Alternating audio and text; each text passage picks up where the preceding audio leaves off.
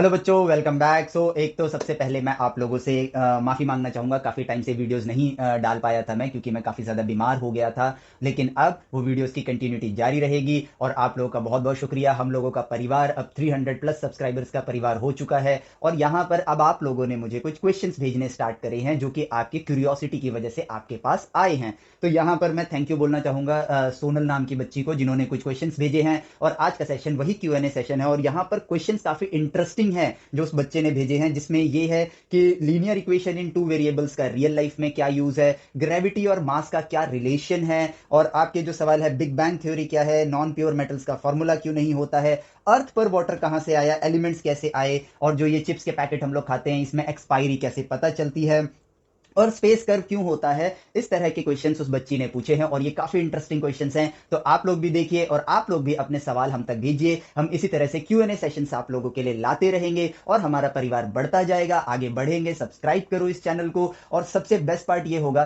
कि हम नॉलेज के आदान प्रदान में एक दूसरे की मदद करते रहेंगे। आप सवाल पूछिए, हम उन सवालों को जिन जो आते होंगे वो आपको बताएंगे, जो नहीं आते होंगे उसको नेचर से ऑब्जर्व करके, नेचर से बात करके आप तक उन सवालों के जवाब हम लेकर आएंगे। तो आज का लेक्चर Q&A सेशन है, बड़ा मजा आने वाला है, आप लोगों को भी मजा आएगा। यहाँ एक स्पेसिफिक टॉपिक नहीं है, जो आपके प्रश्न है उन प्रश्नों के जवाब हम इस लेक्चर के अंदर आपको देंगे। ठीक है, तो चलो हम यहाँ पर फर्स्ट क्वेश्चन के साथ स्टार्ट करते हैं।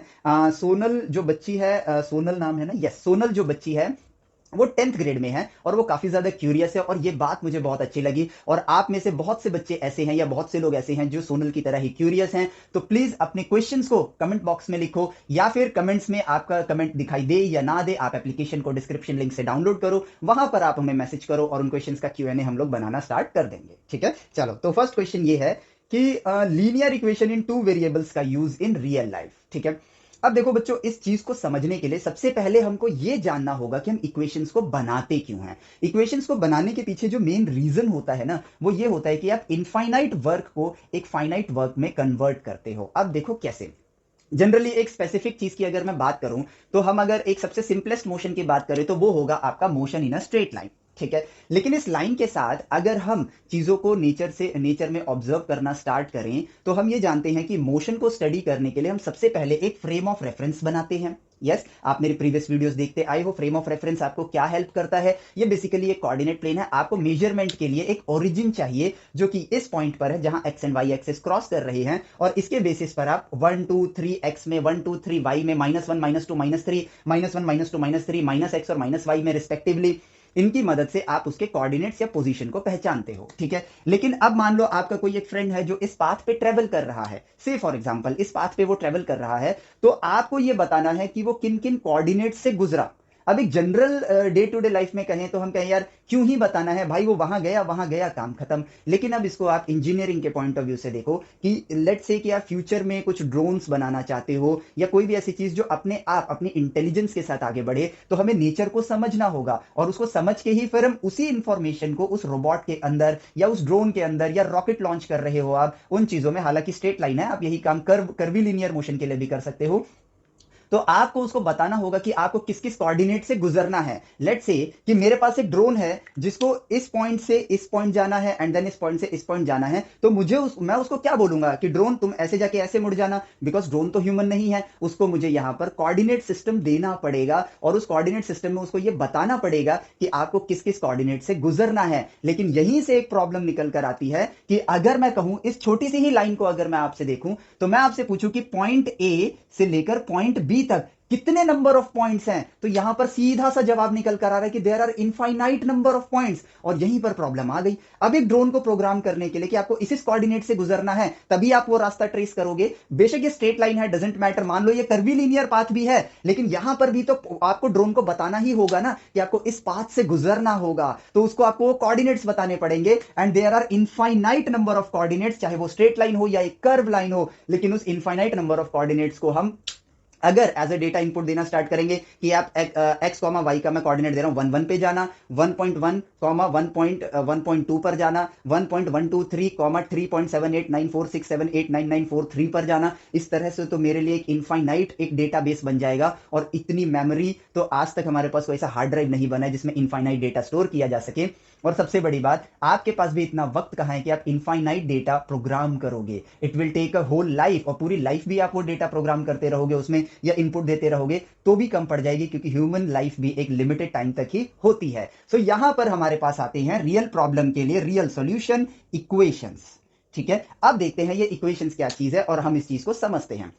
चलो देखो, ये ड्रोन वाला ही एग्जांपल रखेंगे हम लोग। ठीक है, कि मान लो एक रियल लाइफ प्रॉब्लम हो गई, हमें उसे प्रोग्राम करना है। अब लेट्स से कि यार मेरे पास मैंने एक एक्स एंड वाई एक्सिस का अपना फ्रेम ऑफ रेफरेंस बना दिया। ठीक है, और अब मैं कहता हूं कि यार मैं कुछ इस तरह से मूव करता हूं, मैं कुछ इस तरह से मूव करता हूं कि मैं यहां पर ओरिजिन से स्टार्ट करूंगा मूव, और इस स्ट्रेट लाइन को मैं फॉलो करूंगा, मैं इस स्ट्रेट लाइन को फॉलो करूंगा। और यहां पर कितने नंबर ऑफ पॉइंट्स हैं? इनफाइनाइट नंबर ऑफ पॉइंट्स हैं। तो मैंने इस वाई डायरेक्शन के कोऑर्डिनेट को तो वाई बोला, एक्स डायरेक्शन के कोऑर्डिनेट को एक्स बोला।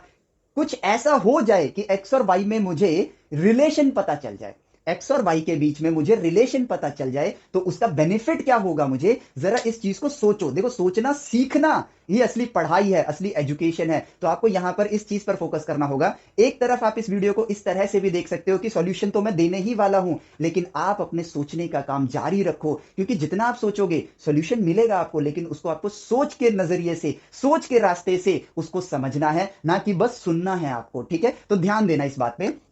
अगर y और x के बीच में ये एक प्रश्न है जो इंसानों ने अपने आप से पूछा था, और उसी प्रश्न का जवाब हमें इक्वेशन बन के निकल कर आया। ठीक है, तो यहां पर आप अपने आप को उस टाइम में रखो जब आपको नहीं पता है कि y x के बीच में क्या रिलेशन है, तो आपने अपने आप से पहला सवाल पूछा, अगर y और x में कोई रिलेशन है तो मैं उसको कैसे ढूंढूं? तो यहां पर यह चीज निकल कर आई कि अगर ये इक्वेशन मिल गई तो बेनिफिट क्या होगा? मुझे इनफाइनाइट कोऑर्डिनेट्स नहीं लिखने पड़ेंगे। क्यों? क्योंकि मैं सिर्फ ये बोल सकता हूं कि अगर मैं यहां पर ये कहूं कि मुझे पता है x और y के बीच में क्या रिलेशन है, तो मैं सिर्फ ये कह सकता हूं कि आप x में मान लो यहां 0 है, और यहां पे जो एंड पॉइंट है लेट्स से वो आपके पास है 10। ठीक है, तो x में 0 से लेकर 10 तक जाओ, और y उस रिलेशन के अकॉर्डिंगली खुद कैलकुलेट करके निकाल लेना, और यहां से आप सारे कोऑर्डिनेट्स को बता सकते हो।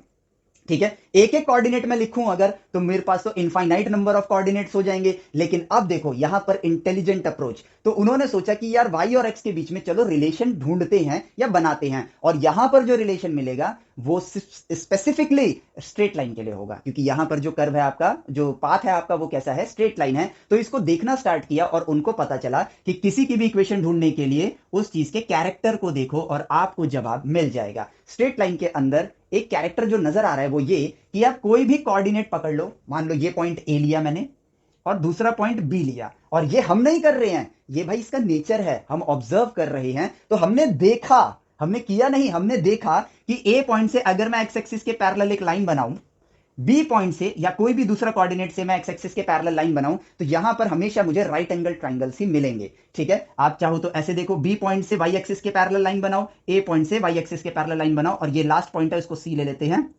यहां से लाइन बनाओ। व्हाट यू सी इज कि आप कोई भी 2 पॉइंट उठा लो लाइन के ऊपर, आपको यहां पर एक ट्रायंगल ही मिलेगा। और वो भी कौन सा ट्रायंगल? Right angle triangle. तो यहां हमारी 8 9 10th की ज्योमेट्री अब हमें मदद कर देगी। तो हम क्या ढूंढ रहे हैं? हम ढूंढ रहे हैं उसका कैरेक्टर। ये देखो ट्रायंगल ही ट्रायंगल है, चाहे ए और सी उठा लो आप, ये देखो आपके पास अगेन एक राइट एंगल ट्रायंगल ही आया। और इसी चीज से हमने कहा कि यार अगर इस पूरे पाथ पे इनफाइनाइट कोऑर्डिनेट्स बताने से अच्छा है कि मैं कोई 2 नोन कोऑर्डिनेट्स ले लेता हूं। तो मैंने ए और बी के कोऑर्डिनेट्स को जाके ढूंढा, मतलब ऑब्जर्व किया और बताया कि भाई ए का कोऑर्डिनेट है let's say small A comma, या फिर ऐसे कह लो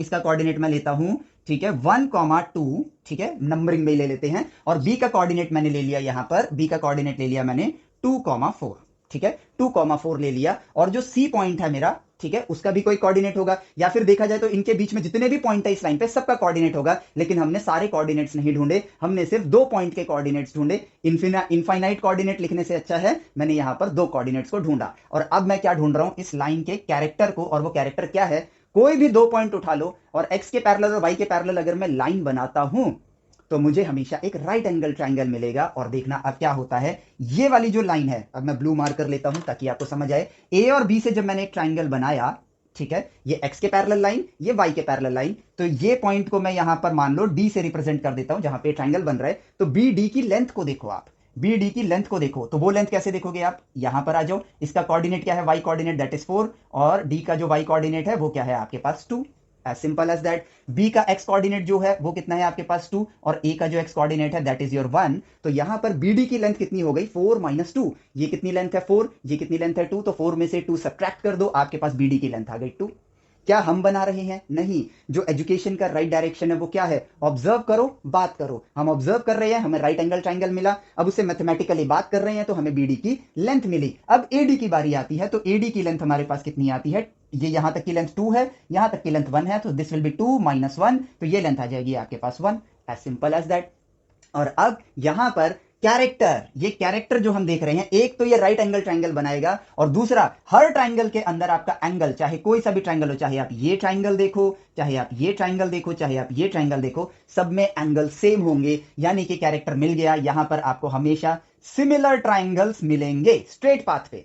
to be noted, to be precise, ये सिर्फ स्ट्रेट लाइन के लिए है। इसके बाद हम सर्कल भी देखेंगे और वो प्रोजेक्टाइल मोशन वाली ट्रेजेक्टरी भी देखेंगे, ठीक है। तो यहां पर आपको सिर्फ क्या मिलेगा, सिमिलर ट्राइंगल मिलेगा। तो हमने कहा ये भी हम पढ़ चुके हैं, मतलब ऑलरेडी ऑब्जर्व कर चुके हैं नेचर में। तो हमको यहां पर क्या दिखा कि भाई एंगल अगर हमेशा सेम रहेंगे, तो हमने क्या सीखा है, ट्रिग्नोमेट्री सीखी है। तो हमने कहा भाई ए बी वाले ये जो दो नोन पॉइंट है, इसकी मदद से मैं यहां पर जो ये एंगल है, मुझे क्या पता है, इस परपेंडिकुलर की लेंथ पता है, इस बेस की लेंथ पता है, और हाइपोटेनस की लेंथ भी पता है, डिस्टेंस फार्मूला से वो निकाला जा सकता है, ठीक है। लेकिन अभी परपेंडिकुलर बेस पता है, तो हाइपोटेनस की एक्स्ट्रा मेहनत छोड़ के हम क्या करते हैं, हम सीधा यहां पर tan थीटा निकालते हैं। और 10वीं में ट्रिग्नोमेट्री जब हम सीखते हैं तो हमें पता चलता है कि tan theta is merely a ratio of perpendicular to base in a right angle triangle for this particular angle.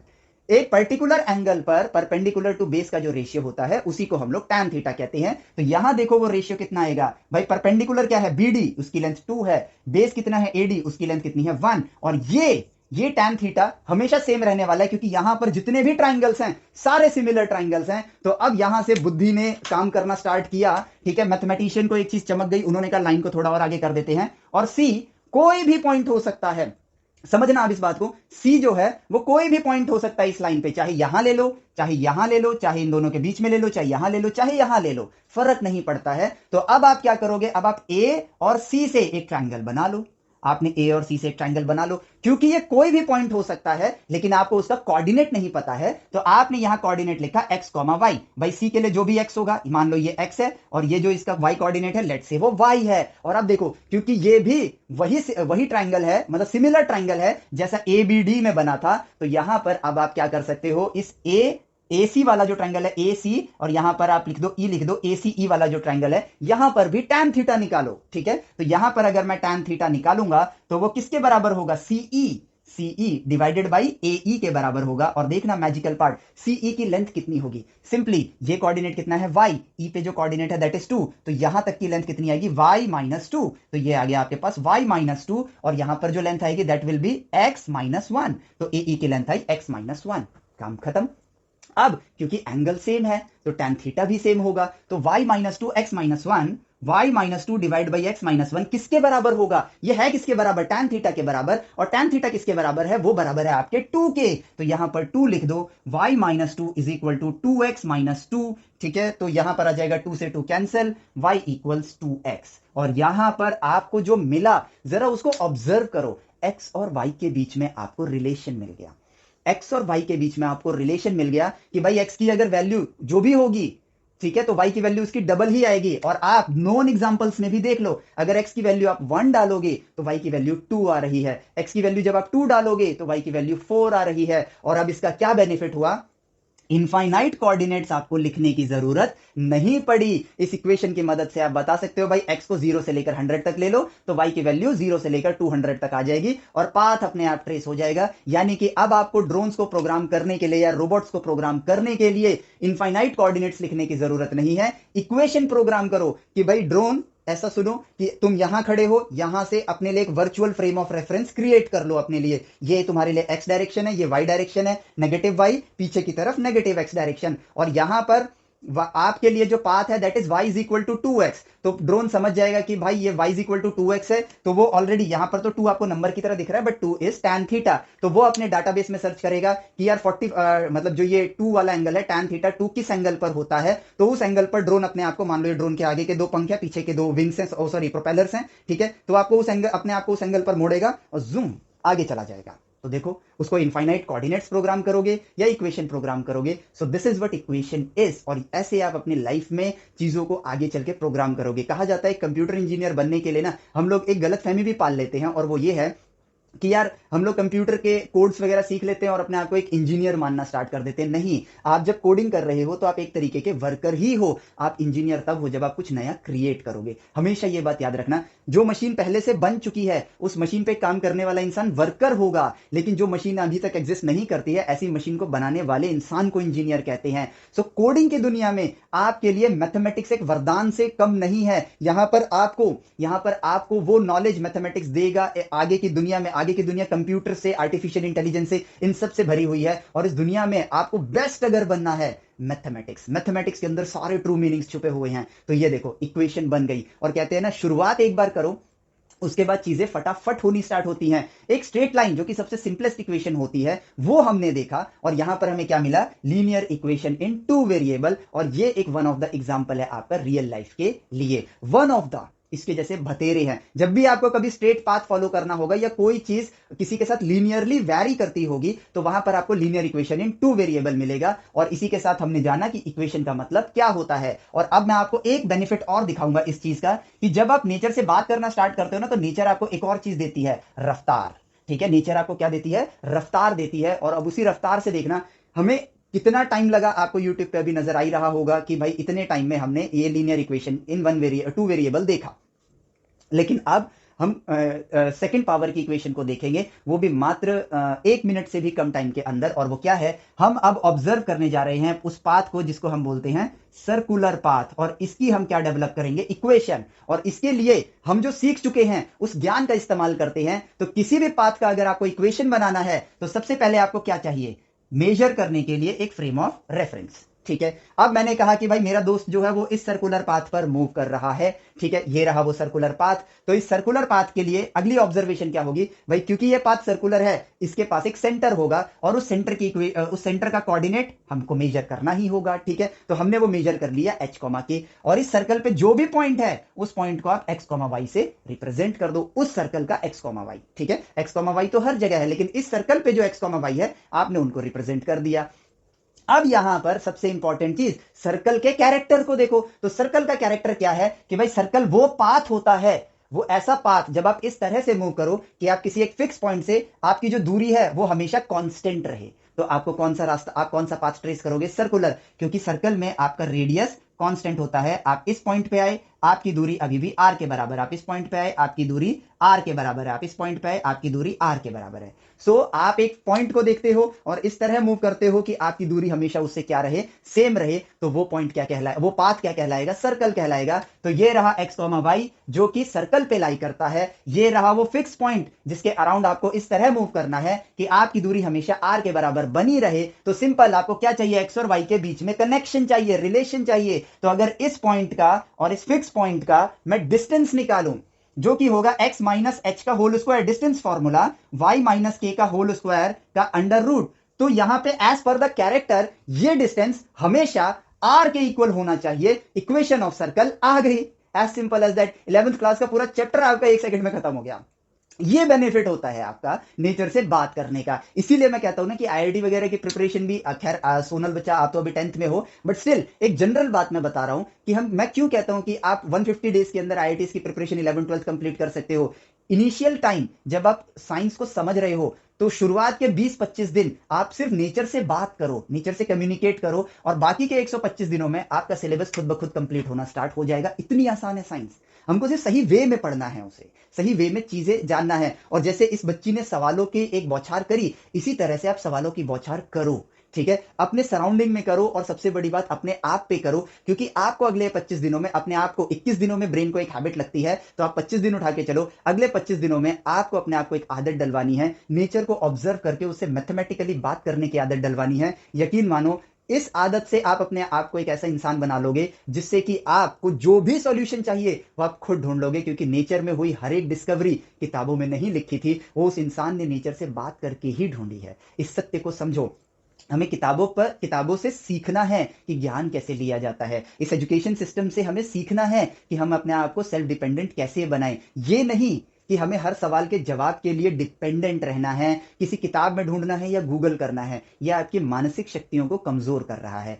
21 days का चैलेंज लो, 4 दिन और बढ़ा लो, 25 दिन का चैलेंज लो। हर सवाल के जवाब के लिए अपने सराउंडिंग ही आपका नेचर है, अपने सराउंडिंग से, अपने नेचर से मैथमेटिकली बात करो। जवाब ऑब्जर्व करके ही आपको मिलेगा, उसे ऑब्जर्व करो, जवाब खुद नेचर आपको देगा। ठीक है। और देखो सर्कल की इक्वेशन कितनी जल्दी बन गई। अब हमने रफ्तार पकड़नी स्टार्ट कर दी है। अंडर रूट हटा देते हैं तो ये बन जाएगा X square plus H square minus 2hx plus Y square plus K square minus 2ky is equal to R square, क्योंकि अंडर रूट हटाए तो यहां स्क्वायर आएगा। और इस इक्वेशन को हम लोग 11th में क्या करते हैं, हम इसको पढ़ते और कहते हो भाई क्या तगड़ा इक्वेशन है। क्या है, कुछ भी तो नहीं है। इक्वेशन के मतलब को समझा हमने, जवाब हमारे पास खुद ब खुद आ गया। अब हम किसी भी चीज को फेंकते हैं तो वो इस पाथ को फॉलो करता है। इस पाथ को जब ऑब्जर्व किया गया तो यहां पर क्या चीज निकल कर आई, वो ये निकल कर आई। हम लोग पता है बस एक चीज से घबराते हैं, इन फैंसी नामों की वजह से ना हमें लगता है कि यार साइंस मैथ टफ है। नहीं, ये सिर्फ नाम है, नहीं याद हो रहे कोई बात नहीं, समय के साथ खुद ब खुद याद हो जाते हैं। ठीक है। तो अब देखो, अगर एक फ्रेम ऑफ रेफरेंस पे आप किसी एक पर्सन के मोशन को कुछ इस तरह से ऑब्जर्व करो, इस तरह से ऑब्जर्व करो कि एक फिक्स पॉइंट है, ठीक है, और यहां पर कुछ दूरी पर एक फिक्स लाइन है। एक फिक्स लाइन है मतलब ये लाइन ना मूव करेगी ना ये पॉइंट मूव करेगा। तो एक पर्सन कुछ इस तरह से मूव करे, ठीक है, एक पर्सन कुछ इस तरह से मूव करे कि जो भी पॉइंट है उस पाथ का, जो भी पॉइंट आप उस पाथ का लो, उसकी दूरी इस फिक्स पॉइंट से और इस फिक्स लाइन से जो उसकी दूरी है वो हमेशा क्या होनी चाहिए, सेम होनी चाहिए। ये तो फ्री हैंड बनाए इसलिए आपको ये छोटा ये बड़ा लग रहा होगा, लेकिन ये पाथ कुछ इस तरह से होना चाहिए कि आप कोई भी पॉइंट उठा लो, उसकी दूरी जब आप उस फिक्स पॉइंट से निकालोगे और उसी पॉइंट की दूरी जब आप एक फिक्स लाइन से निकालोगे तो ये दोनों डिस्टेंसेस क्या होने चाहिए, सेम होने चाहिए। तो ऐसे पाथ को हम बोलते हैं पैराबोलिक पाथ।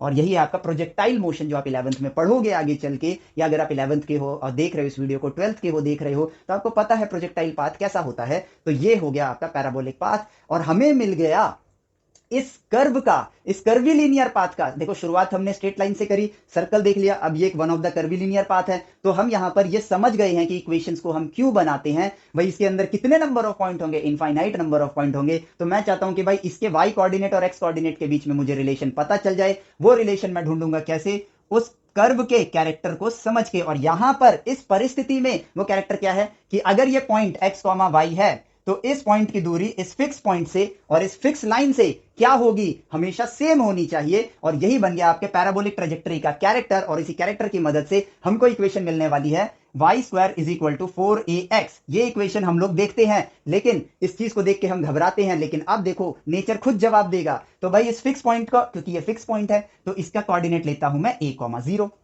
अब क्योंकि ये वाला जो पाथ है आपका ओरिजिन से गुजर रहा है, स्पेसिफिकली ये वाला सबके लिए नहीं है, सिर्फ इसके लिए है। तो भाई जो है उसके कैरेक्टर को देखेंगे तो ये ओरिजिन से गुजर रहा है। तो ये पाथ कहां है, ये पॉइंट कहां है, पाथ पर है। तो यानी कि इससे इस पॉइंट की दूरी जो है वो a यूनिट की है। तो इस पॉइंट से इस लाइन की जो दूरी होगी वो भी a यूनिट की होनी चाहिए, बट वो ओरिजिन के पीछे है। तो यहां पर इस लाइन पे जो यहां एक्स कोऑर्डिनेट होगा -a,0 होगा। और y के, क्योंकि ये लाइन y एक्सिस के पैरेलल है, तो यहां पे हर एक पॉइंट जो होगा, यहां पे जितने भी एक्स कोऑर्डिनेट होंगे सबका एक्स कोऑर्डिनेट क्या होगा, -a।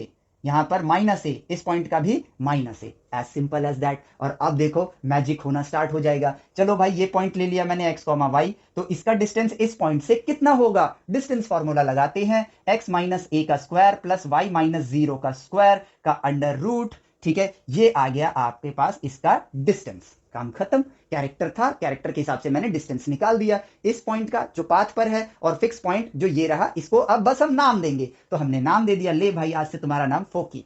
इस लाइन का भी एक नाम देना है, चल भाई आज से तुम्हारा नाम डायरेक्ट्रिक्स।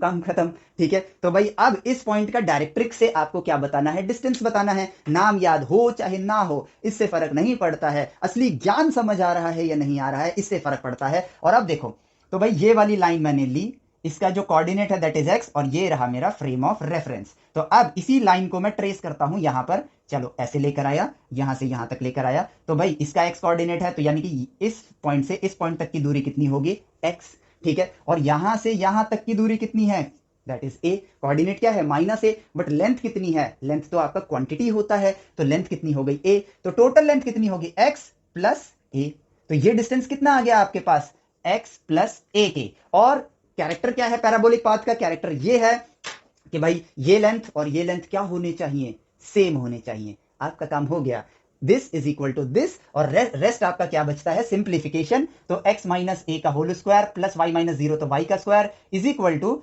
x plus A. अब यहां पर अंडर रूट है, अंडर रूट को हम हटा देते हैं, ठीक है, और यहां पे स्क्वायर कर देते हैं, काम खत्म, स्क्वायरिंग बोथ साइड, और फिर बस खोल देते हैं X square plus A square minus 2ax plus Y square is equal to X plus A का whole square, X square plus A square plus 2ax।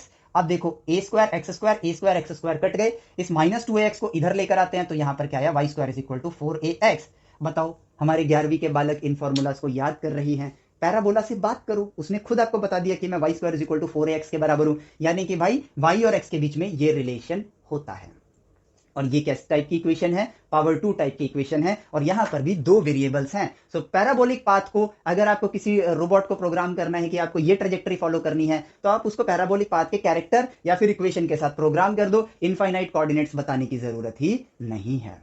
ये है आपका रियल लाइफ में इन चीजों का यूज। हालांकि आपने लीनियर इक्वेशन इन 2 वेरिएबल्स पूछा था, बट यहां पर लीनियर नहीं, क्वाड्रेटिक इक्वेशंस भी आ गई, और जिसमें x की पावर भी 2 है, y की पावर भी 2 है आपका सर्कल में, और यहां पर y की पावर 2 है, x की पावर 1 है पैराबोलिक के अंदर। इसी तरह एलिप्टिकल पाथ जिसमें प्लैनेट्स आपके मूव करते हैं, ठीक है। हाइपरबोलिक पाथ, जब कोई स्टार के अंदर ब्लास्ट होता है तो उसमें हाइपरबोलिक ट्रेजेक्टरी में मैटर्स को इजेक्ट किया जाता है या एनर्जी डिस्ट्रीब्यूट होती है। तो इन सारी चीजों को आप कैसे बताओगे, इनफाइनाइट कोऑर्डिनेट से या फिर उसकी इक्वेशन से। तो इक्वेशन का रियल लाइफ यूसेज ये है, और यहां पर इस चीज को हम लोगों ने आसानी से समझ लिया है। एक और रियल लाइफ एग्जांपल दे देता हूं, क्योंकि आप 10th में हो, आप इस बात को समझ ही जाओगे। आपने स्ट्रेट लाइन मोशन के अंदर अगर कांस्टेंट एक्सीलरेशन से जा रहे हो, कांस्टेंट एक्सीलरेशन से जा रहे हो, then final velocity is equal to initial velocity plus acceleration multiply time T, linear equation in 2 variable. ये क्या है आपके पास, एक कांस्टेंट है, ठीक है। इसको अब आप देखो, v को रिप्रेजेंट करो y से,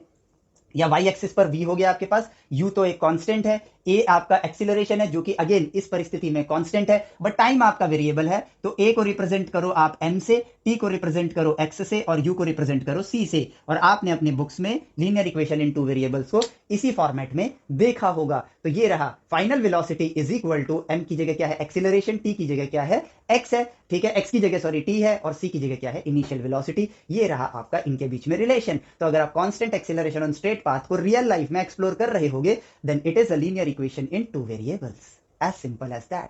ठीक है, तो बात को समझे, आई गेस समझ गए होगे। थोड़ा लंबा हो गया है, लेकिन पूरा इलैबोरेट करना बहुत ज्यादा जरूरी है, क्योंकि मैं सिर्फ आपको आंसर्स नहीं देना चाहता हूं, मैं आपको वो राह दिखाना चाहता हूं जिसमें आप भी अपने आप को इसी तरीके से नेचर से बात कराने की आदत डालो, और नेक्स्ट 21 डेज के अंदर इस चैलेंज को अपने आप को दो कि 21 डेज मैं चीजों के लिए भागने की बजाय मैं अगले 21 दिन तक नेचर से बात करके सॉल्यूशंस को सेल्फ फाइंड आउट करने की कोशिश करता हूं / करती हूं, जिससे मेरे को राइट एजुकेशन मिले और मैं सेल्फ डिपेंडेंट बनूं। क्योंकि मुझे आगे चल के उन चीजों को खोजना है जो आज तक खोजे नहीं गए हैं, मुझे आगे चल के उन चीजों को बनाना है जो आज तक बनाया नहीं गया है, तभी मैं ह्यूमैनिटी को ट्रांसफॉर्म कर सकता हूं / कर सकती हूं। ये है आपका राइट वे ऑफ एजुकेशन। ठीक है, चलो तो अब बढ़ते हैं सोनल बच्चा के नेक्स्ट क्वेश्चन की तरफ। ठीक है, मास का रिलेशन ग्रेविटी के साथ। तो देखो यहां पर मास की कहानी जो है ना इतनी सिंपल है नहीं, लेकिन इसकी कहानी बहुत पुराने टाइम से चलती आ रही है। क्वांटिटी ऑफ मैटर को हम लोगों ने मास कहा है, ठीक है, पुराने समय में। अब धीरे धीरे जैसे जैसे हम क्वांटम फिजिक्स की दुनिया में, रिलेटिविटी की दुनिया को, अब जो हमारी मॉडर्न फिजिक्स है उसकी दुनिया में जब देख रहे हैं तो धारणाएं बदल रही हैं। लेकिन अभी आप 10th ग्रेड में हो, समय के साथ आप बेटर मैथमेटिक्स को समझोगे तो उस चीज पे आपको जाना होगा, लेकिन शुरुआत आपकी इतिहास के साथ ही होगी। और वो ये है कि यार नेचर में ना मास जो है वो ग्रेविटी के साथ कैसे कनेक्टेड है, ये न्यूटन सर को भी नहीं पता था। लेकिन नेचर में जो दिख रहा था उन्होंने उस चीज को ऑब्जर्व किया था, और वो चीज क्या थी कि जिसके पास जितना ज्यादा मास होगा, जिसके पास जितना ज्यादा मास होगा, ठीक है, उस समय न्यूटन सर को भी नहीं पता था कि यहाँ कोई स्पेस कर्व बेंड होता है। हमारी सबसे ज्यादा कंफ्यूजन के पीछे रीजन क्या होता है, हमें आधी कहानी स्पेस कर्व बेंड के बारे में पता है तो आधी न्यूटन सर की पता है, और हम न्यूटन सर से वो उम्मीद कर रहे हैं जो 20वीं सदी में खोजा गया है। न्यूटन सर 17वीं शताब्दी में थे, 17th सेंचुरी में थे, तो 20वीं सदी की नॉलेज को जब हम 17वीं शताब्दी के साथ मिक्स करते हैं तो हम कंफ्यूज होते हैं। तो जो जिस शताब्दी का है उस शताब्दी के हिसाब से सोचो। तो न्यूटन सर को यह नहीं पता कि मास ग्रेविटी कॉज कैसे करता है, बट जो उन्हें पता है वो ये कि मास ग्रेविटी प्रोड्यूस कर रहा है, या दो बॉडीज जिनमें मास है उनके बीच में एक अट्रैक्टिव फोर्स है, उसी को उन्होंने नाम दिया ग्रेविटेशनल फोर्स। और उन्होंने फिर ऑब्जर्व करना स्टार्ट किया कि जिसके पास ऑब्जर्व करना स्टार्ट किया, यानी नेचर में ऑब्जर्व किया, खुद से उन्होंने ये लॉ नहीं बनाया है, ये लॉ हमेशा नेचर का ही है, लेकिन जिसने इन्हें खोजा है हम उनके नाम पर इन चीजों को याद करते हैं, उनको शुक्रिया करने के लिए कि आपकी वजह से हमें ये पता चला। तो न्यूटन सर ने देखा जिसके पास जितना ज्यादा मास है उसकी ग्रेविटेशनल पुल करने की क्षमता उतनी ही ज्यादा है। ठीक है, तो ये एक ऑब्जर्व्ड रिजल्ट है, नेचर में जो दिखता है वही सत्य है। अगर मैं कहूं कि झरने का पानी नीचे से ऊपर गिरता है या ऊपर से नीचे, तो मैं लॉ बनाऊंगा कि ऊपर नीचे से ऊपर जाता है, तो वो नीचे से ऊपर नहीं जाएगा। हमें जो दिख रहा है हम उसी चीज को सत्य मानेंगे, और वो ये है, इसका जवाब बड़ा सिंपल है, और वो क्या है, वो ऊपर से नीचे की तरफ गिरता है। सेम इसी तरीके से न्यूटन सर ने ग्रेविटेशनल फोर्स और मास के बीच में रिलेशन को नेचर में ऑब्जर्व किया था। लेकिन समय के साथ जब हम चीज़ों में एक्सपेरिमेंटली एडवांस होते गए, हम चीज़ों को और ज़्यादा समझना स्टार्ट किया हमने न्यूटन सर की ही बदौलत, क्योंकि वो साइंस की दुनिया में ऐसा भूचाल ना लाते, कैलकुलस जैसी चीज़ हमें बनाकर ना देते, तो आगे के वैज्ञानिक भी एग्जिस्ट नहीं करते, क्योंकि उन्हीं का ज्ञान था, उन्हीं की राह थी जिस पर चल के हम गैलीलियो सर, आपके कोपरनिकस सर हो गए, इन लोगों के इनिशियल स्टेजेस की वजह से ही आज हम इस क्वांटम फिजिक्स जैसी दुनिया तक भी पहुंच पाए हैं। तो समय के साथ जब हमने चीजों को देखना स्टार्ट किया, सबसे बड़ा क्वेश्चन तो ये था ना कि ये दुनिया क्रिएट कैसे हुई। तो हमें आगे जाके पता चला, जो आपका एक वन मोर क्वेश्चन है कि बिग बैंग क्या है, तो हमें पता चला कि एक बिंदु में बिग बैंग थ्योरी बता रहा हूं, इस ये हुआ कैसे, मतलब इसका ओरिजिन नहीं पता है, लेकिन बिग बैंग में क्या हुआ था यहां तक हम लोग समझ पाते हैं। और ये कैसे समझ पाए हम लोग, जब हम लोगों ने स्टार्स के फोटोग्राफ्स लेना स्टार्ट किए हमने, तो हमें पता चला कि ये चीजें दूर जा रही हैं, और दूर चीजें तब जाती हैं जब किसी पॉइंट पर एक्सप्लोजन हुआ होता है। अगर मान लो ये एक बॉम्ब है, अगर ये फटेगा तो इसमें जो मटेरियल होगा वो दूर इस तरीके से फैलेगा। तो यूनिवर्स, हम जब इसको ऑब्जर्व कर रहे हैं तो हमको यही नजर आ रहा है कि यूनिवर्स फैल रहा है, जिसके बेसिस पर, इस ऑब्जर्वेशन पर हमने ये आइडिया लगाया कि अगर इसको रिट्रेस करूं, मैं उल्टा देखूं, तो ये इकट्ठा होकर एक पॉइंट पे आ जाता है। और यही है आपकी बिग बैंग थ्योरी, कि एक पॉइंट पे सारा मैटर, मास, मतलब मैटर या कह लो या मास कह लो, और एनर्जी, वो एक ही पॉइंट पर कॉन्सेंट्रेटेड थी, जिसमें ब्लास्ट होने के बाद ये सब दूर दूर गए। और यहां पर इसी प्रक्रिया को हम लोगों ने नाम दिया बिग बैंग। अगेन, हमने नहीं बनाया है, नेचर में स्टार्स को हम ऑब्जर्व कर रहे थे, उनके मोशंस को हम लोगों ने जब देखा तो उससे हमें पता चला कि भाई सब लोग दूर जा रहे हैं। ठीक है, सब स्टार्स दूर जा रहे हैं, इसलिए ये क्या बन गया आपका बिग बैंग की कहानी। इस तरह आई कि दूर जा रहे हैं, चलो इसको उल्टा करके देखें तो ये एक पॉइंट पर आकर मिल रहे हैं, इसलिए यहां पर ये एक अच्छा अनुमान है। यहां पर वर्ड आता है अनुमान। ठीक है, ये एक अच्छा अनुमान है कि हमारे यूनिवर्स की शुरुआत बिग बैंग से हुई है। लेकिन बिग बैंग कैसे हुआ ये अभी हमें नहीं पता है, क्योंकि पास्ट में जाके हम नहीं देख सकते हैं। ठीक है, हमें ये भी कैसे पता चला कि भाई हमारे यूनिवर्स की एज इतनी है, तो भाई लाइट जो है वो अपनी स्पीड से चलती है, तो जब यूनिवर्स बना होगा तब जो पहली लाइट होगी वो हम तक, या फिर हम ऐसा कह लो कि भाई हम इतनी दूर तक की ही लाइट को आज तक देख पाए हैं। ठीक है, तो जब यूनिवर्स पहली बार बना होगा तभी पहली लाइट निकली होगी, तो वो लाइट आने में, मेरे को एग्जैक्ट डेटा याद नहीं है, गूगल कर लेंगे, तो डेटा है, भूल जाता हूं मैं इन सब चीजों को। ठीक है, शायद गलत हो सकता है, मैं ऐसे ही बोल रहा हूं। मान लो वो 19 बिलियन लाइट ईयर्स तक की दूरी को ही हम देख पाए हैं, इसका मतलब यूनिवर्स इतने साल पहले ही बना होगा। As simple as that. ठीक है, तो हम यहां पर चीजों को इस तरह नहीं बोलते हैं कि भाई ये कोई डिराइव किया गया है या वो चीजें हैं। अगेन, हर चीज के अंदर एक ही चीज नजर आ रही है, हर चीज एक ऑब्जर्व्ड रिजल्ट है और कुछ नहीं। ठीक है, तो यहां पर कहानी शुरू हुई थी ग्रेविटी के साथ, और यहां पर एक और चीज, आपका एक और क्वेश्चन कवर हो गया, और वो क्या है, बिग बैंग क्या है। तो बिग बैंग की थ्योरी ये है। अब आते हैं आपके भाई मास वाले पार्ट पे ही, कि जिसके पास जितना ज्यादा मास उसके पास उतनी ज्यादा ग्रेविटी। लेकिन टाइम के साथ हमको ये पता चलना स्टार्ट हुआ जब हमने स्टार्स को ही ऑब्जर्व करना स्टार्ट किया कि भाई मास का और ग्रेविटी का डायरेक्ट कनेक्शन तो है, लेकिन उसके साथ साथ इसके अंदर और भी हिडन कुछ चीजें छुपी हुई हैं। और वो ये है कि ग्रेविटी एक्चुअली में कोई फोर्स नहीं है, हालांकि ये बिहेव फोर्स की तरह ही कर रही है। आपको एक्सीलरेशन ही प्रोवाइड कर रही है, बट ये किस वजह से हो रहा है? ये जो आपका स्पेस है ना, स्पेस, इसमें आप एक फ्रेम ऑफ रेफरेंस बनाओ 3 डायमेंशन का, X axis, Y axis, Z axis, सारी जगह लाइनें लाइनें लाइनें बना दो। जहां पर मास होता है ना, वहां स्पेस कर्व बेंड हो जाता है और उस बेंड पर आप स्लाइड कर रहे होते हो। ये किसने ढूंढा?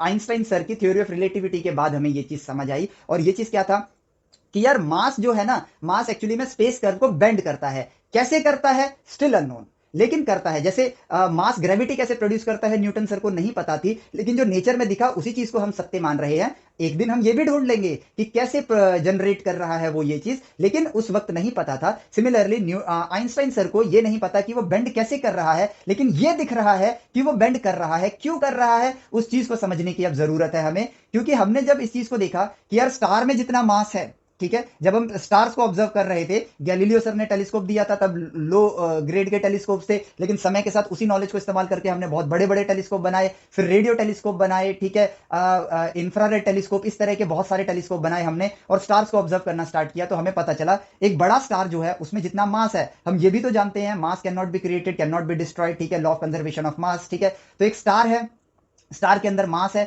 अब जितना मास है उतना ही रहेगा, स्टार में तो कोई एक्स्ट्रा मास आ नहीं रहा है, लेकिन ये इसका जो मास है पूरा का पूरा ये कंप्रेस हो जाता है। मास उतना ही है लेकिन इसका जो स्पेस है वो छोटा हो गया, ठीक है। जब ये मर रहा है तो उतना ही मास कंप्रेस होकर कम जगह में आना स्टार्ट हो गया। तो यहां पर मास बढ़ा नहीं, मास उतना ही था, लेकिन इस स्टार की ग्रेविटेशनल पुल बढ़ गई। और अब ये इतनी बढ़ गई कि धीरे धीरे कुछ स्टार्स ऐसे होते हैं जैसे जो बहुत बड़े स्टार होते हैं, उनका मास कंप्रेस होकर एक छोटे साइज में जब आ जाता है तो वो ब्लैक होल बन जाते हैं। उससे कम वाले मास वाले स्टार जो होते हैं, जो मीडियम साइज के स्टार होते हैं, वो जब कंप्रेस होते हैं तो उनमें ग्रेविटी बढ़ती है और उनमें इतनी ग्रेविटी बढ़ जाती है कि एटम के अंदर इलेक्ट्रॉन प्रोटॉन जो होते हैं ना, जैसे ये आपका प्रोटॉन है, ये इलेक्ट्रॉन है, वो ग्रेविटेशनल पुल की वजह से आपस में सिकुड़ जाते हैं और प्रोटॉन और इलेक्ट्रॉन मिलकर एक न्यूट्रॉन बना लेते हैं। इसलिए उन स्टार्स को हम लोग न्यूट्रॉन स्टार कहते हैं। और हमारा सूरज जो है वो छोटा स्टार है, ये भी कंप्रेस होगा लेकिन व्हाइट ड्वार्फ बनेगा जिसकी ग्रेविटेशनल पुल इंक्रीज होगी, लेकिन ब्लैक होल जितनी नहीं, न्यूट्रॉन स्टार जितनी नहीं। छोटे स्टार व्हाइट ड्वार्फ बनाएंगे, मीडियम स्टार न्यूट्रॉन स्टार बनाते हैं, और जो बहुत बड़े स्टार्स होते हैं वो बन जाते हैं आपके ब्लैक होल,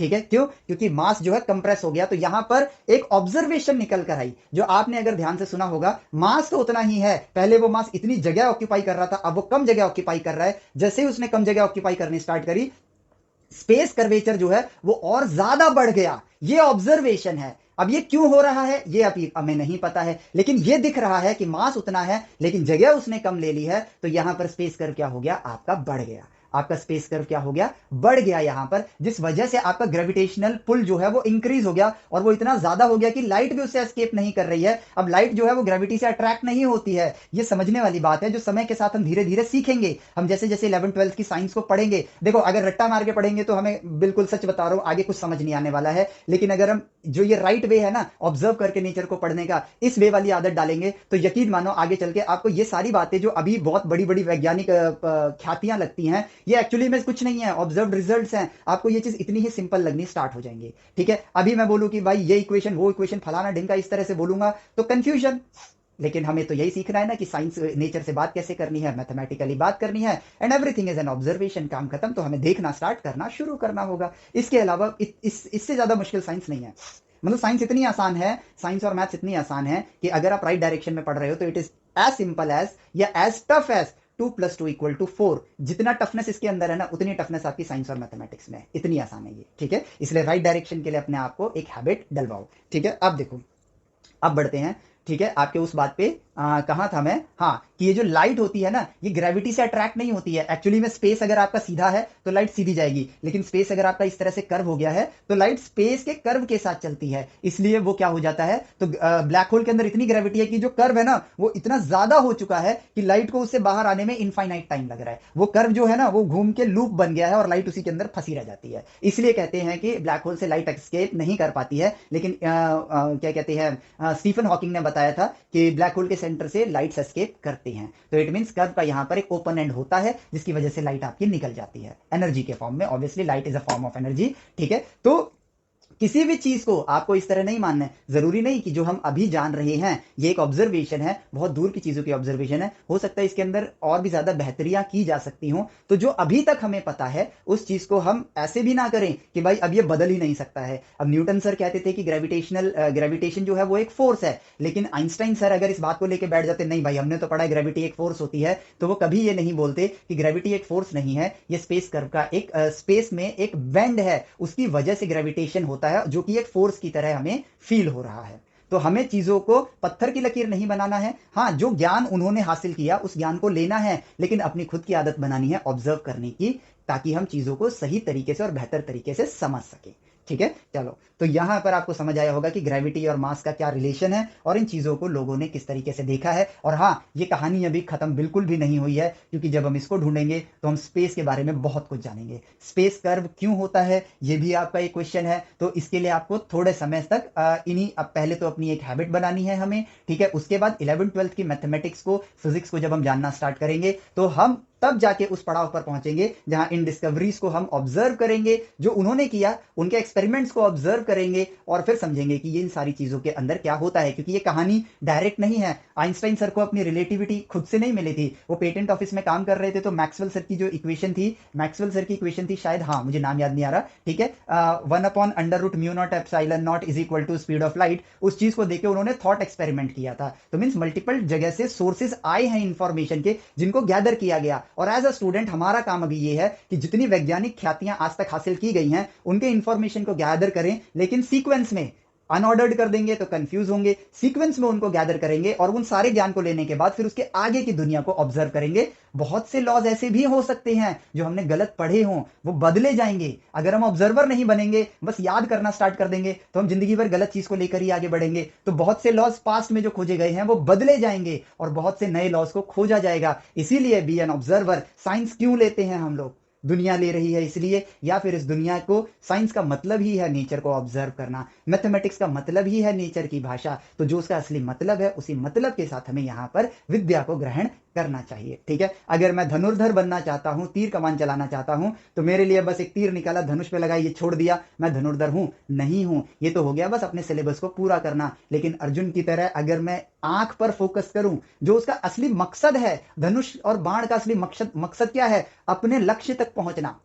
जो उसका एक्चुअल मकसद है वो चीज करना। तीर कमान हर कोई चला रहा है, लेकिन चिड़िया की आंख पे जो निशाना लगा रहा है वही धनुर्धरी का असली मतलब हुआ। सिमिलरली साइंस मैथ हर कोई पढ़ रहा है, लेकिन उसके असली मकसद के लिए अगर हम उसे पढ़ेंगे तो हम राइट वे ऑफ एजुकेशन पर अपने आप को आगे लेकर जा रहे हैं। ठीक है, चलो तो बढ़ते हैं आपके अगले प्रश्न की तरफ। बिग बैंग थ्योरी हो गया, नॉन प्योर मेटल्स का फॉर्मूला क्यों नहीं होता है? तो देखो आप इसको इस तरह से समझो, जनरल वे में ऑब्जर्व करो।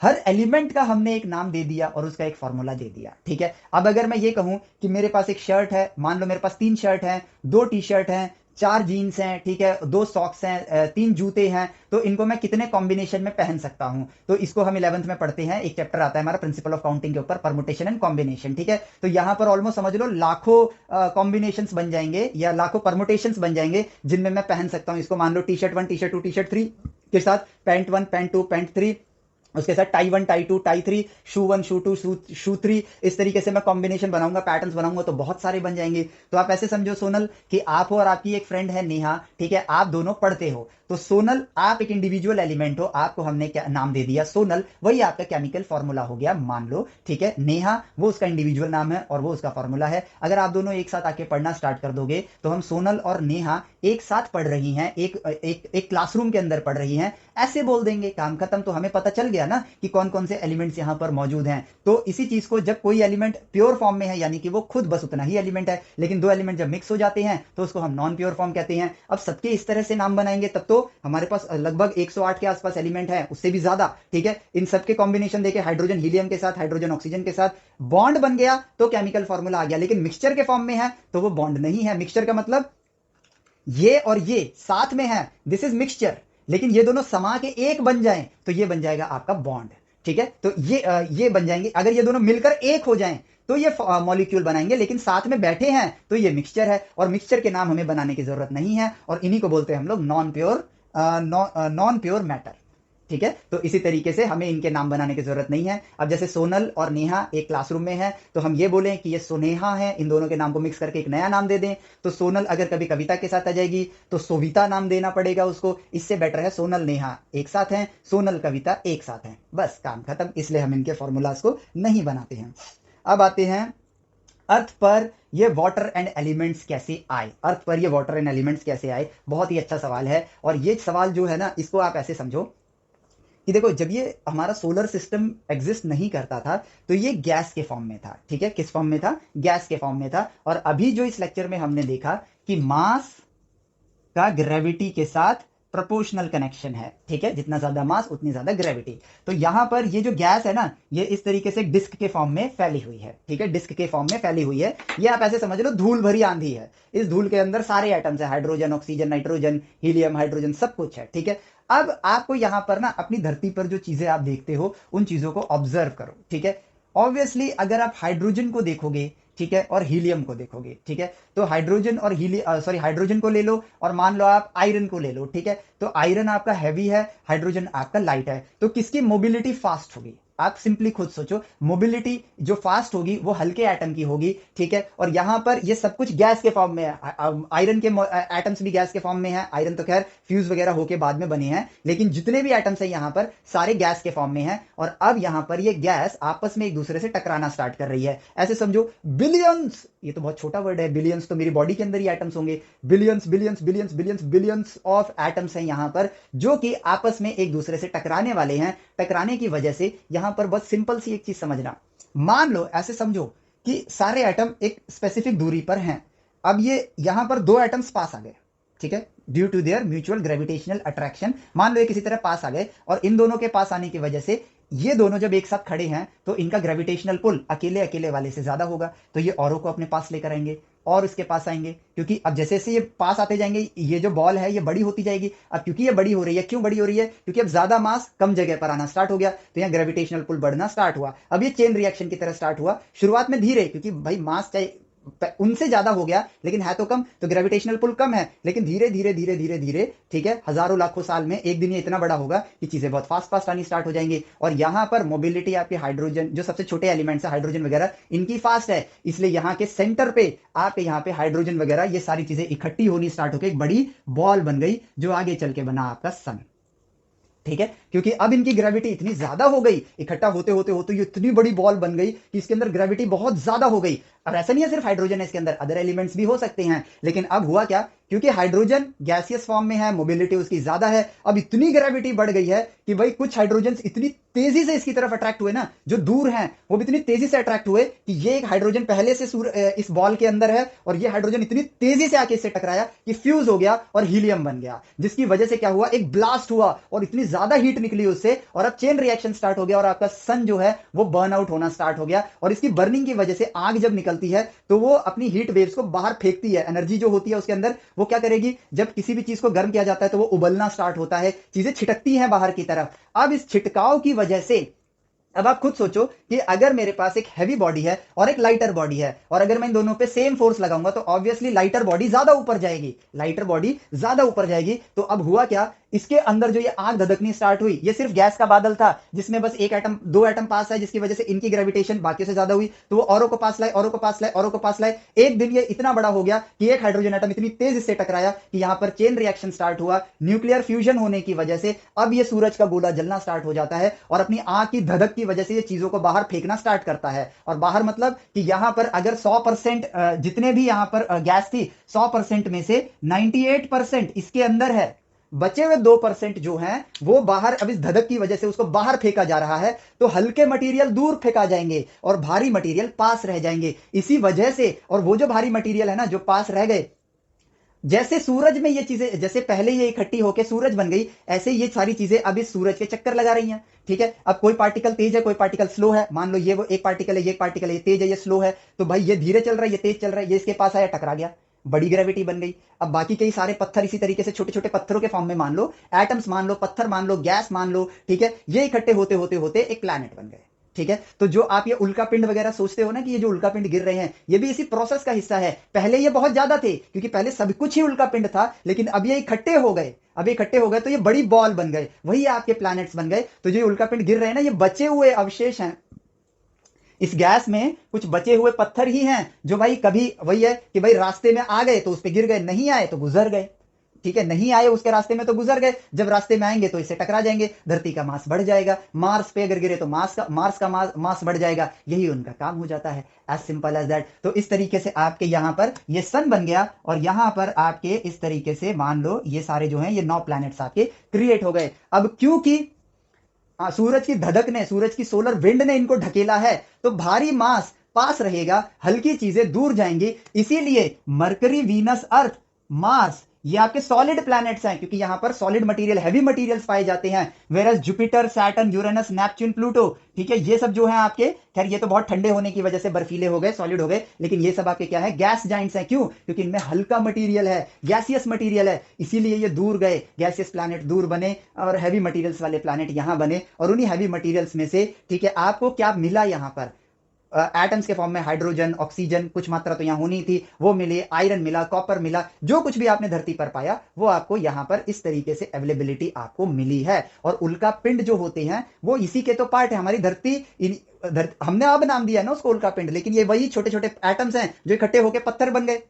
मतलब पत्थर एक नाम ही तो हुआ, पत्थर is made up of atoms, ठीक है, वो बन गए। अब ये पत्थर इकट्ठे हो के प्लैनेट बन गए। तो जो उल्का पिंड गिर रहे हैं आज भी वही प्रोसेस का ही एक पार्ट है कि भाई धरती पे अभी भी मैटर गिर रहा है। ठीक है, तो ये जो आपने आपने कहा था कि मैंने न्यूज़पेपर में पढ़ा था कि आसमान से एक उल्का पिंड आया था, ये वन ऑफ द पार्ट है। अब देखा जाए तो पूरी धरती ही उल्का पिंडों के इकट्ठा होने से बनी है।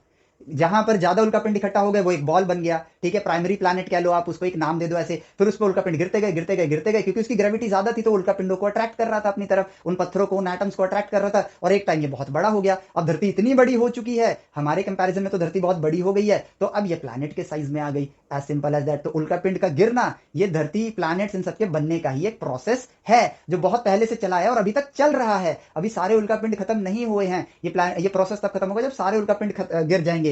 आप अगर अपने सोलर उसका मैप देखोगे, सन, ठीक है, और ये आपके प्लैनेट्स हैं, ठीक है, तो इस प्लैनेट जहां प्लूटो है, प्लूटो के बाद ना यहां पर अभी पत्थरों की है पूरी की पूरी, ऐसे आप समझ लो, इस तरीके से समझ लो कि ये बॉल है ना, ये जो कांटे दिख रहे हैं आपको इस बॉल के अंदर, ये वो उल्का पिंड है जो अभी भी बचे हुए हैं, जिनका प्लैनेट से टकराना अभी बाकी है, और वो प्लैनेट्स पर गिर के प्लैनेट का पार्ट बन जाएंगे। तो ये है इस चीज की कहानी, ठीक है। ये देखो, ये चीज आपको समझ आएगी और देखो कितनी इंटरेस्टिंग है। मजेदार बात यहां पर वही चीज आई कि ये चीजें हम याद थोड़ी करेंगे, ये सब एक ऑब्जर्वेशन है, हमने चीजों को नेचर में ऑब्जर्व किया है, तभी हम इस ज्ञान को हासिल कर पाए हैं। तो इसी बात को हमें यहां पर समझना होगा, ठीक है। अब देखते हैं कि आपके अगले क्वेश्चन को। हम जो चिप्स बिस्किट के पैकेट खरीदते हैं तो उसमें इंग्रेडिएंट्स में कैसे कई सारे केमिकल्स होते हैं, तो उनकी एक्सपायरी डेट कैसे पता करते हैं? तो बहुत ही सिंपल सी बात है कि आपके यहां पर अगर लॉजिकली सोचो, केमिकल्स हैं, ठीक है, समय के साथ वो एयर से इंटरैक्ट करते हैं। एयर, केमिकल का मतलब हम पता है एक गलत चीज ले लेते हैं, एलिमेंट्स के जो केमिकल फॉर्मूला है, केमिकल का मतलब हमें लगता है कि बस किसी चीज पे गिराया तो उसमें आग लग जाए, ऐसा नहीं है। एलिमेंट्स के जो फॉर्मूला के फॉर्म में आप लिखते हो ना, जैसे आयरन को Fe लिखते हो, उसी चीज को केमिकल फॉर्मूला बोला जाता है। ये वर्ड हमको थोड़ा सा बस फैंसी लगता है, इसलिए हमें ऐसा लगता है यार केमिकल नहीं, एलिमेंट्स के नेम ही है। और एयर भी आपके क्या कहते हैं, ये मॉलिक्यूल्स है, एयर भी एटम्स हैं, मॉलिक्यूल्स हैं, चिप्स के अंदर भी एटम्स हैं, मॉलिक्यूल्स हैं, वो आपस में एक दूसरे के साथ रिएक्ट करते हैं। तो हम बस ये ऑब्जर्व करते हैं कि पोटैटो चिप मान लो एग्जांपल ले लेते हैं, कि भाई कितने टाइम के अंदर तक इन चीजों पे जब ये एयर के कांटेक्ट में आते हैं तो कितने टाइम तक हम इसको खा सकते हैं। उसके बाद इनमें वायरसेस, बैक्टीरिया की जो मात्रा है वो इतनी बढ़ जाती है कि वो हमको बीमार कर सकती है। इतनी कम मात्रा है वायरसेस की जो हमारी बॉडी पचा लेगी, तो हम उसको एक्सपायरी के अंदर मतलब अंदर रखते हैं। लेकिन अब इसमें इतने वायरस आ गए, या फिर एटम्स आपस में रिएक्ट करके वो कुछ और बना देते हैं जो हमारी बॉडी के लिए सुटेबल नहीं है, ईटेबल नहीं है। तो हमने बस ये ऑब्जर्व किया एक बार कि यार पोटैटो चिप, इसको अगर ओपन कर दिया है तो 2 डेज के अंदर आप उसको खा लो, तो ये बन गई उसकी एक्सपायरी। अब मान लो इसमें कई इंग्रेडिएंट्स हैं तो सबकी एक्सपायरी अलग अलग हो सकती है। मान लो एक की एक्सपायरी 4 दिन की, एक की एक्सपायरी 3 दिन की, एक की एक्सपायरी 5 दिन की है, तो आप उस चिप पर कौन सी एक्सपायरी डेट लगाओगे? ऑब्वियसली 3 दिन बाद की। क्यों? बेशक ये दो पार्टिकल्स जो हैं उस चिप के अंदर वो ईटेबल हैं, लेकिन ये तो नहीं है ना। तो इस तरह से हम इसकी एक्सपायरी डेट को बताते हैं। और यहां पर भी अगेन वही बात आती है, कोई सॉल्व नहीं किया जा रहा है, ऑब्जर्वेशन। ऑब्जर्वेशन। ठीक है, तो आपके यहाँ पर क्वेश्चंस जो थे ऑलमोस्ट मैंने ले लिए हैं सारे। और भी कोई क्वेश्चन होगा तो प्लीज़ आप शेयर करना, और जो नए व्यूअर्स हैं चैनल को सब्सक्राइब करो और भी क्वेश्चंस को भेजो। और बाई चांस अगर कोई क्वेश्चन मिस हो गया होगा मुझसे तो आप वापस से मुझे बता देना, क्योंकि बहुत सारी चीज़ें आपने कुछ क्वेश्चन यूट्यूब पे पूछे थे, कुछ ऐप पे पूछे थे, तो ऐप वाले तो मैंने सही से देख लिए, यूट्यूब पे कई मैसेजेस कई वो आते हैं तो वो मिस हो जाता है। इसीलिए जो नए व्यूअर्स हैं आप लोग भी एप्लीकेशन डाउनलोड करो, एप्लीकेशन में क्वेश्चंस को डालो, वहां पर वो आपके नाम के साथ मेरे को कैटेगराइज फॉर्म में मिल जाएगा। मैं इसी तरीके से आप लोगों के लिए Q&A वीडियो लाता रहूंगा। और यहाँ पर again my motto is not just to provide you the solution, is to provide you the right way of education. और आप लोग भी अपने लिए 21 डेज स्टार्ट करो नेचर से बात करने का, कैसे मैथमेटिकली सॉल्यूशन तक कैसे पहुंचना है, नेचर को ऑब्जर्व करना है, मैथमेटिकली बात करनी है, वाई का सवाल उठाना है। नेचर से बात करने से पहले नेचर आपको खुद जवाब दे देगा। ठीक है, और आज का लेक्चर इसका एक एग्जाम्पल है। ठीक है, चलो तो इस लेक्चर के लिए इतना ही, and thank you Sonal for asking these questions. इसी तरीके से क्वेश्चन पूछते रहो, हम आपके लिए सॉल्यूशंस लाते रहेंगे। एंड न्यू व्यूअर्स प्लीज आप लोग भी अपने क्वेश्चंस को कमेंट सेक्शन में लिख के भेजो।